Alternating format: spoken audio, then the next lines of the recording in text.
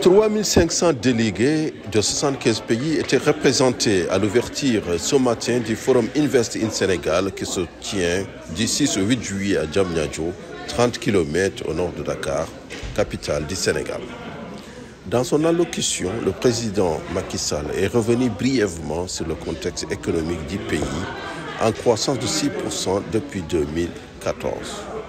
Les perspectives gazières et pétrolières vont porter cette croissance à 8,3% en 2023, a souligné le président Macky Sall, qui estime que toutefois que le pétrole et le gaz ne doivent pas être une économie de rente, et d'en venir à ce qu'il considère comme les 4 piliers de l'investissement, à savoir la paix, la sécurité, la stabilité et l'état de droit.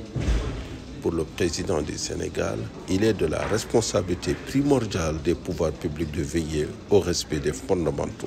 Le pétrole et le gaz, donc les hydrocarbures, ne doivent pas servir au Sénégal comme une économie de rente, mais plutôt comme un levier qui doit soutenir et tirer vers le haut les autres secteurs économiques, ainsi rendre plus robuste notre économie diversifiée.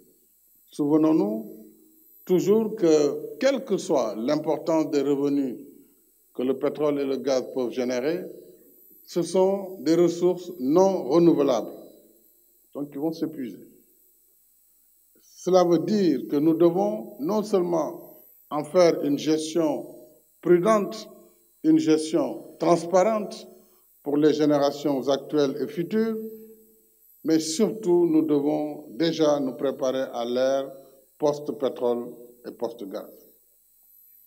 Nous devons donc continuer à investir dans d'autres secteurs, notamment sur les énergies renouvelables, où le Sénégal aujourd'hui est à 31-32%, ce qui est une performance. Et nous nous sommes engagés dans le cadre du JETP avec les pays du G7 à atteindre 40% d'énergie renouvelable à l'horizon 2030 avec un investissement qui sera de l'ordre de 2,5 milliards de dollars.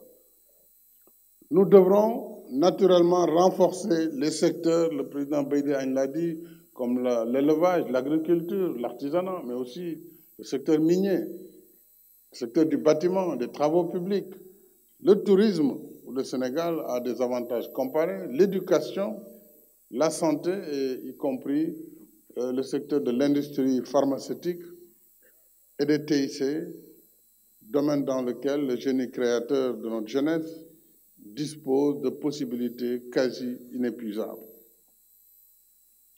Mais je dois rappeler, mesdames et messieurs, que notre premier investissement, celui qui doit attirer et faire prospérer tous les autres, c'est d'abord la paix.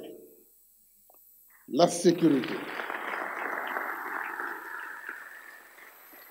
La paix, la sécurité et la stabilité, mais aussi l'état de droit. Ce sont des préalables sans lesquels il ne peut y avoir ni commerce ni investissement durable. Et partout dans le monde, la paix, la sécurité et la stabilité ainsi que l'état de droit sont les piliers fondamentaux d'un environnement attractif des affaires. Ce sont les clés qui ouvrent la porte au commerce et à l'investissement. C'est ce que tout investisseur avisé cherche à évaluer avant de miser sur un pays. Il est donc de la responsabilité primordiale des pouvoirs publics, avant toute chose, de veiller au maintien de ces fondamentaux. Et c'est ce que nous continuerons à faire au Sénégal.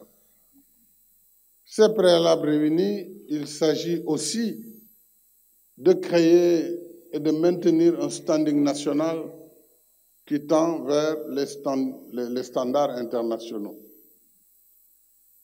Ceci pour stimuler l'investissement en mettant en avant nos atouts, mais aussi en identifiant objectivement nos fragilités.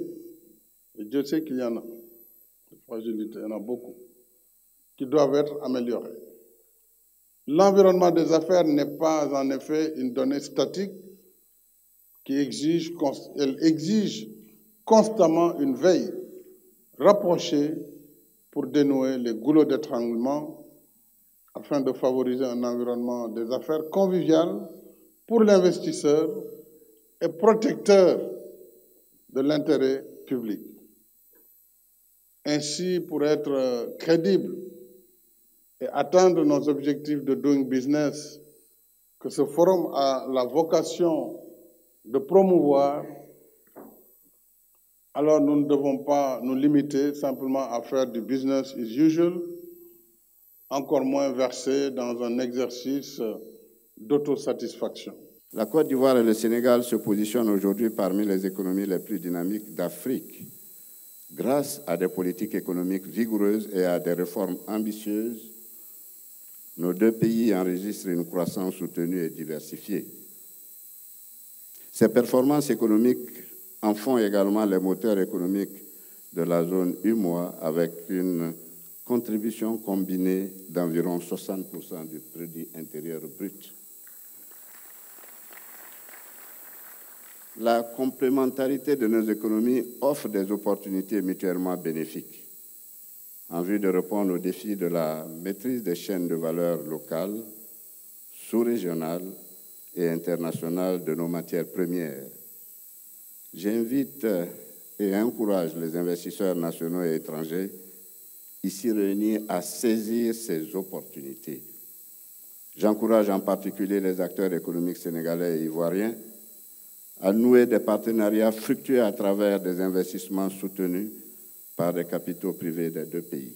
Ce forum se propose de mettre en exergue une économie sénégalaise moderne, dynamique et en pleine expansion, malgré les effets conjugués du réchauffement climatique, de l'insécurité dans le Sahel et de l'inflation généralisée, liée notamment aux retombées négatives de la guerre en Ukraine. L'actualité économique récente nous conforte dans notre conviction de mutualiser nos efforts pour accélérer l'intégration régionale.